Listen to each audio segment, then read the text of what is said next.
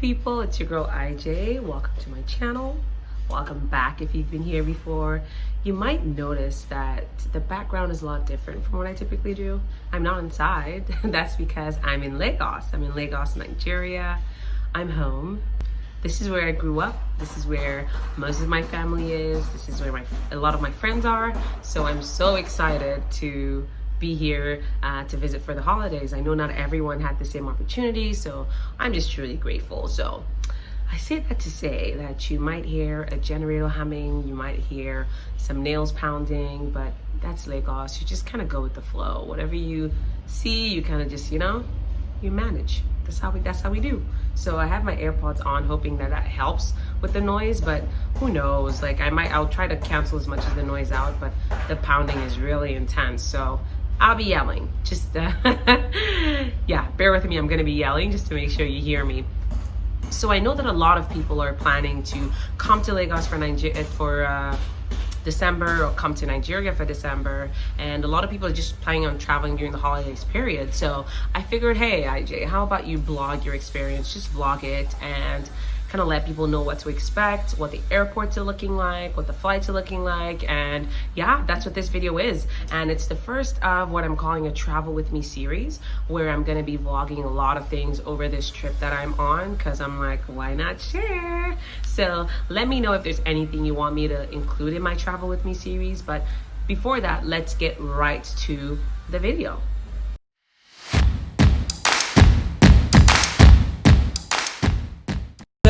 We're going to do the first stage of my trip, which is the COVID test.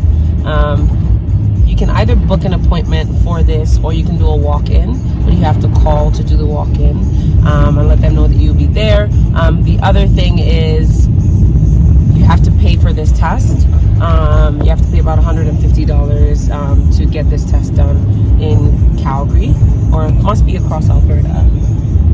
But yeah, you have to pay $150 to get the test done. Again, if you have COVID symptoms, you can ask for a test and it'll be done free. But if you're traveling and you want to get your test results in time, which has to be, in my case, 72 hours, within 72 hours of flying. So yeah, let's do this.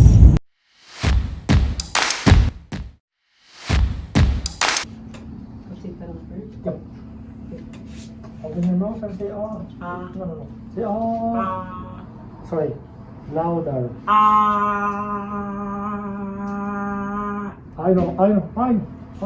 know. That's it. Oh, it was horrible. So the other thing I like to do when I'm going on a trip, if I can, is just get a massage, because it's gonna be a long trip, so it's good to just like start out doing that so that your body's like rested and relaxed. So yeah, doing that now.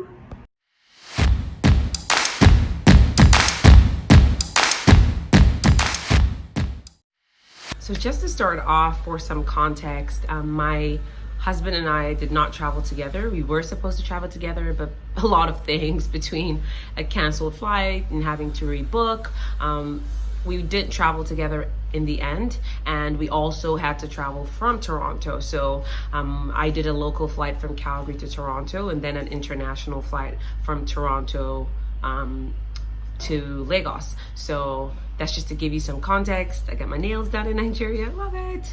I'm gonna add this in one of my one of my vlogs, so yeah, stay tuned for that. Saying goodbye to my baby.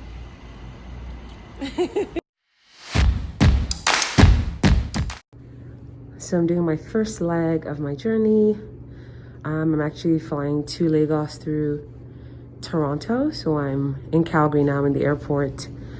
I'm off to Toronto, and then I'll spend the day there, and then I'll leave Toronto later in the evening. So yeah, this is my travel style. Ready. Yeah, mask on the whole time. So we're now at the second leg of my trip, which is the Toronto to Lagos leg. I'm flying British Airways. I'm flying economy. I initially had booked premium economy with Delta, but the flight got canceled. So yeah, that kind of sucked. And so I was doing economy with BA. But when I got to the flight to the line of British Airways. First of all, the line was really long because of physical distancing. They're not allowing people to stand too close to each other, and because they're also checking for your documentation. So the first thing they asked for was my proof of COVID test, negative test, which I'd done in Calgary. You saw that part of the video. And so I showed that to them. And the attendant also told me that I needed to do a registration before I was gonna be allowed to board in London. So essentially, Nigeria has a requirement where you have to register that you're coming into the country and a bunch of things. I think it's on the NCDC website. I'm gonna put a link in the description box so you know where to go. So Nigeria has that requirement. You have to do it before you board whatever flight that's going to Lagos.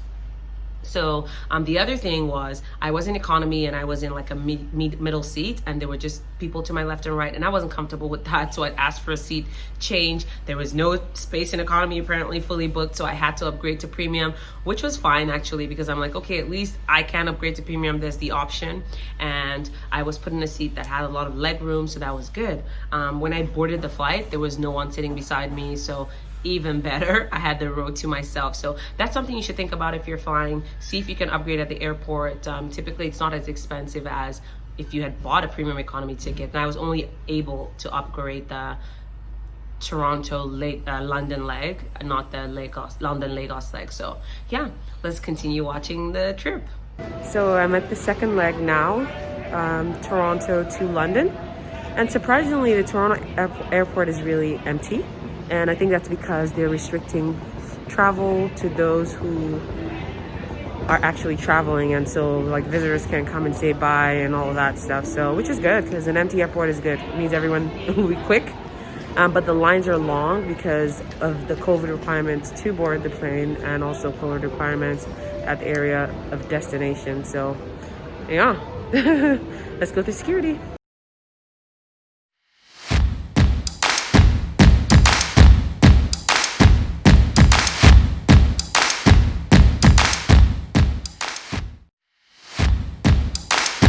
This is crazy. Everywhere is closed.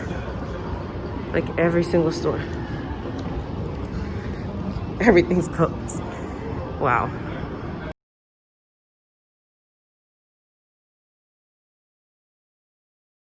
Guys, so I came up to the lounge, but it's closed.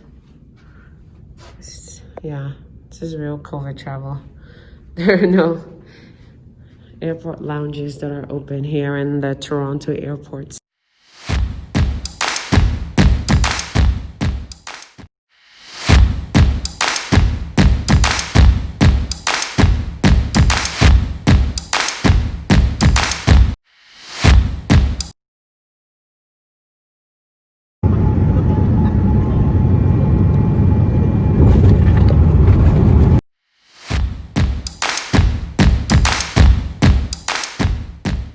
So we're now at the transit in London, and arguably the worst transit of my life. It was 55 minutes, so extremely short, and in true Heathrow fashion, I had to run from one gate to another gate and take 2 trains. So it was just a mess. So I told the security guys, like, if I get stopped, if my luggage gets stopped, I'm gonna miss my flight. So luckily he talked me through every single thing I have to take out. So my mascara, my foundation. He's like, do you have hand sanitizer? I'm like, I do. And the thing about Canada is they're not as pedantic about these things. You don't even have to take off your shoes. You don't have to bring out your iPads. And I had 2 iPads, 2 work laptops. So there was just a lot going on, but at least I was able to get down and race over to my flight, got into the British Airways flight, and luckily, again, this time it was economy. I didn't upgrade this seat. Luckily, there was no person sitting beside me and the lady on my row. So she had the window seat, I had the aisle, and I was just like, thank goodness we're not rubbing elbows. So that was good.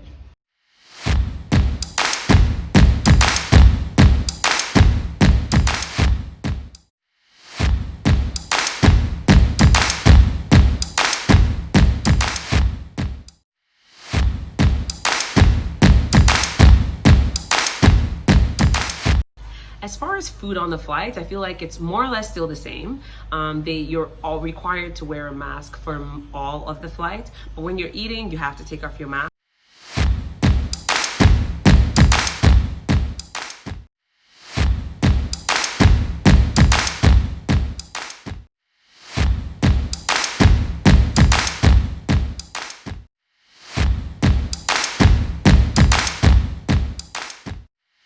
So getting to Lagos, I'm sure you'd be like, hey, it's COVID, no one's coming, it's gonna be empty. Wrong. Instead, there's an extra layer of screening. There's a health screening, and that's the point where they take your registration that I already told you about at the NCDC, and they give you a QR code, but the lady's like, where's your QR code? And I give it to her, and then she starts typing out the QR code. She's like, DX. I'm like, so long health screening line, physical distancing there. There was a guy that was getting a little too close to me, and I'm like, dude, COVID, fall back. Give him a few eyes, and then had to just be like, excuse me, can you please give me some space?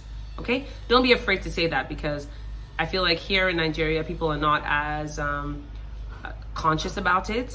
They're just kind of going about their everyday, and Nigerians in general don't really respect physical space. So be okay with just saying, hey, I need my space, and have the person move. So landing, I was extremely hot. One of the things that I did, first of all, was take off my thermal in the plane, because I wear a thermal for the whole trip because I was coming from minus something temperatures, right? So I wear a thermal, I took it off in the plane, but when I got to Lagos, I was still so hot. Lagos is hot, I was melting. I saw someone who was wearing a sweater set, and I was like, you must be dying, girl, you must be dying. So, because I was wearing leggings and I was like sweating, like just sweating everywhere. There's still no process around like getting your passport seen. You give someone your passport to look at it, then you give someone else something. That process is still there. Irritating process, but it's still the same. And that line is the same 1 hour, 1.5 hour long. So it's still, just come with your patience, right? Don't come like expecting things to go smooth, because they don't. So just come with a lot of your patience and you should be fine. After I was through the passport, through the immigration process, I went to the other side, and by the time I got there, fortunately my luggage was already out. So I grabbed that quickly and started to head towards like where a driver was waiting for me. And it's landing in the night. It was really, I would say not scary, but just like I was really anxious, like, because it's still the same process of walking through that long sort of tunnel before you get to where the parking lot, car park is. And unfortunately, if you're landing at night, it's dark, like there's no light. So at first I was gonna wheel it myself by myself, but then I saw someone who wanted to help, and at first I was like, no, I'm good. But then he showed me his like airport ID, and I'm like, you know what, sure, let's go, let's see, you help me and help me push this to the car park. So I did that. And so that's just one thing I would say was like a part of the trip I was kind of like really wary about, because you hear all these stories, especially with and SARS and like people just getting robbed from the airport. So I think that was one that was like frightening. So as much as possible, if you can pay, which I wish I would have done, pay an airport person to actually wheel your thing with you. So when you're getting the trolley, just have someone pay for someone. It's 1,500 naira. It's 200 naira if you're doing the card alone. But if you want someone to help you wheel it, it's 1,500 naira. Just pay it if you have it, and have that person be there with you, so you feel like much safer, especially if you're a woman and traveling like late at night. That's it for my travel with me video. I hope it was useful to you. I hope if you're coming, this kind of gave you an idea of what to expect. If not, ask me in the comments. I'm happy to answer your questions. Just make sure you have your mask and have a screen too if you can get one, like a face shield. I had one, and when I had my mask off to eat, that was on, so I felt relatively protected. Make sure you do your COVID test. Make sure you register for the Nigerian test as well, and just make sure you have your hand sanitizer and wipes with you, so that you're wiping down everything, sanitizing your hands as much as possible, and washing your hands as much as possible. So yeah, that's travel during COVID, and we'll get through it, guys. Like, we just have to keep doing the best and being positive and optimistic. This dude is still nailing, so I'm gonna head on out. So thanks for watching, guys. I'll catch you later. Bye.